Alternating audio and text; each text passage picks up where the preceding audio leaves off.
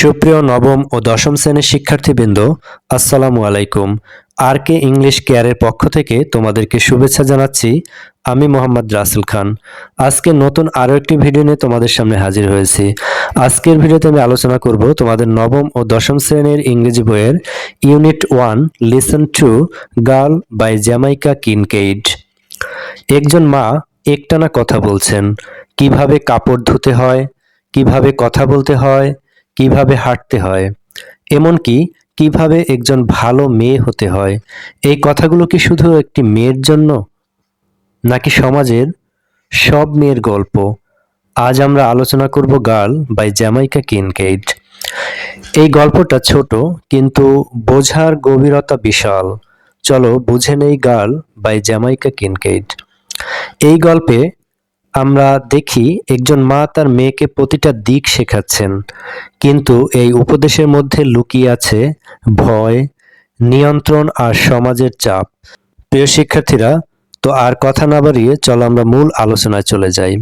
তো গল্পটি পড়ার পূর্বে এখান থেকে তোমাদেরকে কিছু গুরুত্বপূর্ণ ওয়ার্ড মিনিং এবং এই গল্পের একটি বাংলা সামারি দেব। তারপরে আমি গল্পটি লাইন বাই লাইন তোমাদেরকে পড়ে দেব। এই লেসনে প্রদত্ত গার্ল পাঠে সমাজ কিভাবে নারীদের জন্য নানা সামাজিক রীতিনীতি ও প্রত্যাশা নির্ধারণ করে, তাদের জীবনকে বিভিন্নভাবে প্রভাবিত করে, তা স্পষ্টভাবে তুলে ধরা হয়েছে। পাঠটিতে একজন অভিজ্ঞ ব্যক্তি, সম্ভবত একজন মা, তার কন্যাকে উদ্দেশ্য করে সমাজ স্বীকৃত আচরণ ও সংস্কৃতিগত মূল্যবোধ সম্পর্কে ধারাবাহিক কিছু পরামর্শ প্রদান করেন। এসব নির্দেশনার মাধ্যমে সমাজ নারীদের ওপর যে দায়িত্ব ও প্রত্যাশা আরোপ করে, তারই প্রতিফলন দেখা যায়। এখানে শালীন আচরণ, সামাজিক শিষ্টাচার, গৃহস্থালী দক্ষতা এবং সামাজিক মর্যাদা রক্ষার বিষয়গুলোর ওপর বিশেষ গুরুত্ব দেওয়া হয়েছে। পোশাক নির্বাচন, রান্না, ব্যক্তিগত স্বাস্থ্যবিধি, সামাজিক সম্পর্ক বজায় রাখা, নৈতিক আচরণ ও গৃহস্থালীর দায়িত্ব, এসব ক্ষেত্রেই এই পরামর্শের অন্তর্ভুক্ত। এই নির্দেশনাগুলো মূলত সামাজিক নিয়মকানুন মেনে চলা, শালীনতা রক্ষা এবং সংস্কৃতিগত মূল্যবোধ ধারণের গুরুত্ব তুলে ধরে। পাশাপাশি নারীদের ওপর আরোপিত সামাজিক প্রত্যাশাগুলোকেও স্পষ্টভাবে প্রকাশ করে, যেমন ঘরের কাজ দক্ষতার সঙ্গে সম্পন্ন করা, নিজেকে যথাযথভাবে উপস্থাপন করা এবং সৌজন্য ও শিষ্টাচার বজায় রেখে সামাজিক সম্পর্ক রক্ষা করা। সার্বিকভাবে পাঠটি দেখায় যে সামাজিক ও সাংস্কৃতিক রীতিনীতি কিভাবে একটি মেয়ের জীবনের চলার পথ ও আচরণকে নিয়ন্ত্রণ ও প্রভাবিত করে। প্রিয় শিক্ষার্থীরা, এই গল্পের বাংলা সামারিটা তোমরা দেখে নিলে আশা করি বুঝতে পেরেছো গল্পের মূল বিষয়টা কি।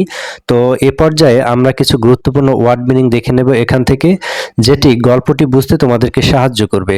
তো দেখো, এখানে হিপ, হিপ মানে হচ্ছে স্তূপ, ফ্রিটার্স ভাজা পিঠা, সোক ভিজিয়ে রাখা, বেন্না এক ধরনের গান, স্লাট চরিত্রহীন নারী, ডিরেকশনস দিক নির্দেশনা, হেম কাপড়ের কিনারা, ক্রেইজ ভাঁজ, খাকি খাকি রঙের কাপড়, ওকরা ঢেঁড়স, ওভারনাইট সারা রাত, দাসিন এক ধরনের কচু, প্রেজেন্স উপস্থিতি, ওয়ার্ন্ট সতর্ক করা,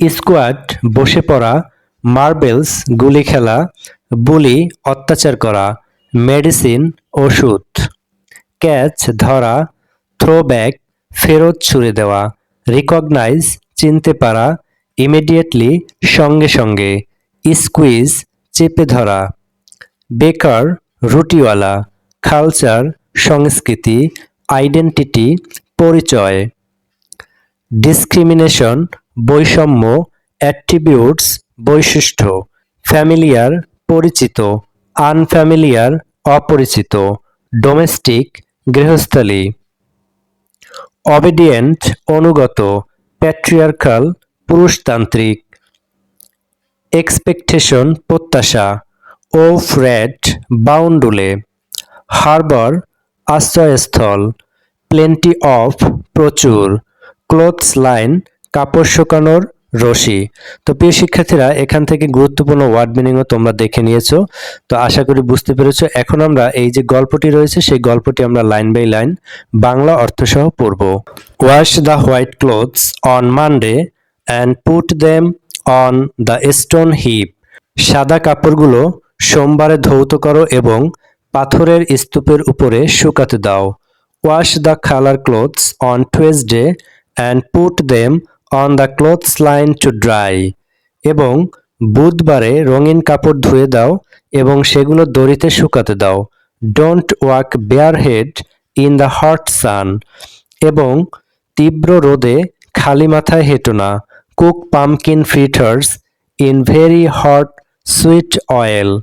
খুব গরম মিষ্টি তেলে মিষ্টি কুমড়োর বড়া ভাজবে। Soak your little clothes right after you take off them. তোমার ছোট পোশাকগুলো খুলে ফেলা মাত্রই ভিজিয়ে রাখো। When buying cotton to make yourself a nice blouse. যখন তোমার নিজের জন্য একটি সুন্দর ব্লাউজ তৈরি করার জন্য কটনের কাপড় কিনবে, be sure that it does not have gum in it. নিশ্চিত হয়ে নাও যে এর মধ্যে আঠা নেই।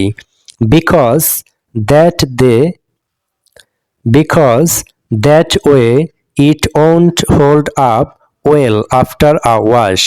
যদি আঠা থাকে তাহলে ধোয়ার পরে এটা বেশি দিন টিকবে না। Soak salt fish overnight before you cook it. নোনা মাছ রান্না করার পূর্বে সারা রাত ভিজিয়ে রেখো। Is it true that you sing বেন্না in Sunday school? এটা কি সত্য যে তুমি সোমবার বিদ্যালয়ে বেন্না গাও? Always eat your food in such a way that it won't turn someone else's stomach. খাবার খাওয়ার সময় এমনভাবে খাও যেন তোমার খাওয়া অন্যের বিরক্তের কারণ না হয়। On Sunday, try to walk like a lady and not like the slut you are so bent on becoming. সোমবারে ভদ্র মহিলার মতো হাঁটার চেষ্টা করো এবং নোংরা নারীদের মতো হাঁটার চেষ্টা করবে না, কিন্তু আমি জানি এটা হওয়ার ঝোঁক তোমার মধ্যে আছে। প্রিয় শিক্ষার্থীরা, বেন্ট অন মানে হচ্ছে ঝোঁক থাকা, অর্থাৎ কোনো কিছু হওয়া বা কোনো কিছু করার যে একটা প্রবণতা থাকা, এটাকেই বলা হয়েছে bent on. Don't sing benna in Sunday school. সোমবার বিদ্যালয়ে বেন্না গেও না। You must not speak to ও ফ্র্যাট বয়েজ। তুমি অবশ্যই বাউন্ডুলে ছেলেদের সাথে কথা বলবে না। Not even to give directions. এমনকি তাদেরকে রাস্তাও দেখিয়ে দেবে না। Don't eat fruits on the street. এবং রাস্তায় ফল খাবে না। Flies will follow you. তাহলে মাছিরা তোমাকে অনুসরণ করবে। But I don't sing Benna on Sundays at all and never in Sunday school. কিন্তু আমি সোমবার কখনোই বেন্না গাই না এবং গাইবও না। This is how to sew on a button. এভাবেই একটি বোতাম সেলাই করতে হয়। This is how to make a buttonhole for the button you have just sewed on. এভাবে বোতামের জন্য ফুটো তৈরি করতে হয় যেটা মাত্র তুমি সেলাই করলে। This is how to hem a dress when you see the hem coming down, and so to prevent yourself from looking like the slut I know you are so bent on becoming. যখন তুমি দেখবে হেম খুলে যাচ্ছে এবং নিজেকে চরিত্রহীনার মতো দেখতে না চাইলে তুমি এটাকে সেলাই করে নিবে, যদিও আমি জানি ওটা হতে তোমার খুব আগ্রহ। তো এরপরে কি বলছে দেখো, this is how you iron your father's khaki shirt so that it does not have a crease. এভাবেই তুমি তোমার বাবার খাকি শার্ট আয়রন করবে যাতে ভাঁজ না থাকে। This is how you iron your father's khaki pants so that they don't have a crease. এভাবেই তুমি তোমার বাবার খাকি প্যান্ট আয়রন করবে যাতে ভাঁজ না থাকে। This is how you grow okra. এভাবেই তুমি ঢেঁড়স উৎপাদন করবে। ফার ফ্রম দ্য হাউস, বাড়ি থেকে দূরে। বিকজ, কারণ। Okra tree harbours red ants, কারণ হচ্ছে ঢেঁড়স গাছে লাল পিঁপড়া থাকে। When you are growing dasheen, যখন তুমি কচু চাষ করবে। Make sure it gets plenty of water or else it makes your throat itch when you are eating it. অর্থাৎ যখন তুমি কচু চাষ করবে তখন নিশ্চিত হও যে এতে প্রচুর পরিমাণে পানি দেওয়া হয়েছে, তা না হলে যখন তুমি এটা খাবে তখন তোমার গলা চুলকবে। This is how you sweep a corner. এভাবেই তুমি একটি কর্নার ঝাড়ু দেবে। This is how you sweep whole house. এভাবেই তুমি পুরো বাড়ি ঝাড়ু দেবে। This is how you sweep a yard. এভাবেই তুমি একটি উঠোন ঝাড়ু দেবে। This is how you smile to someone you don't like too much. এভাবেই তুমি হাসি দেবে যাকে তুমি খুব বেশি একটা পছন্দ করো না। This is how you smile to someone you don't like at all.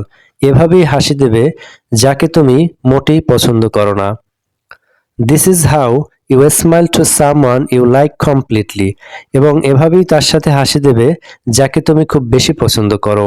This is how you set a table for tea. এভাবেই তুমি চা পান করার জন্য টেবিল প্রস্তুত করবে। This is how you set a table for dinner. এবং এভাবেই তুমি রাতের খাবারের জন্য টেবিল প্রস্তুত করবে। This is how you set a table for dinner with an important guest. আর এভাবেই তুমি একজন গুরুত্বপূর্ণ অতিথির সাথে ডিনারের জন্য টেবিল প্রস্তুত করবে। This is how you set a table for lunch. এভাবেই তুমি লাঞ্চের জন্য টেবিল প্রস্তুত করবে। This is how you set a table for breakfast. এভাবেই তুমি সকালের নাস্তার জন্য টেবিল প্রস্তুত করবে। This is how to behave in the presence of men who don't know you very well. এভাবেই তুমি মানুষের সামনে আচরণ করবে যাদেরকে তুমি খুব ভালো করে চেনো না। And this way they won't recognize immediately the slut I have warned you against becoming. এভাবে অচেনা মানুষের সামনে আচরণ করতে হয় এবং এর মাধ্যমে তারা তোমার মধ্যে যে চরিত্রহীনা হবার ইচ্ছা আছে তা জানতে পারবে না, যে ব্যাপারে আমি তোমাকে সতর্ক করেছি। Be sure to wash every day. নিজেকে প্রতিদিন ধৌত করো। Even if it is with your own spit. এমনকি তোমার নিজের থুতু দিয়ে হলেও। Don't squat down to play marbles. Marble বা গুলি খেলার জন্য উবু হয়ে বসো না। You are not a boy. তুমি একটি বালক নয়। ইউ নো, তুমি জানো। Don't pick people's flower, you might catch something. তুমি জানো তো, অন্যদের ফুল তুলো না, তোমাকে কোনো কিছু মুগ্ধ করতে পারে। Don't throw stones at blackbirds. কালো পাখিদের দিকে পাথর ছুঁড়ো না।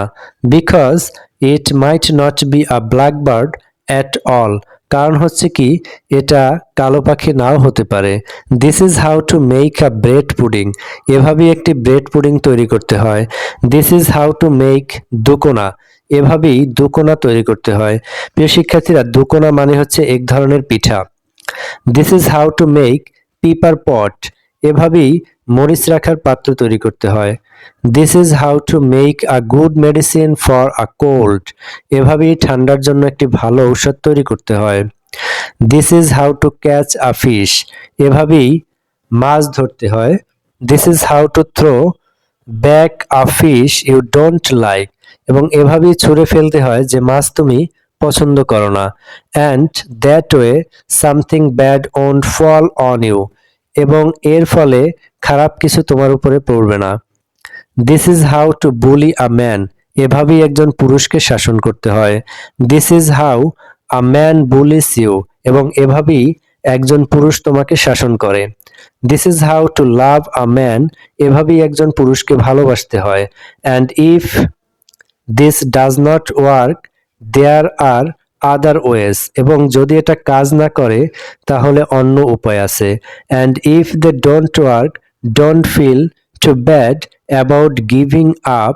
আর যদি সেগুলো কাজ নাও করে তো মন খারাপ করো না।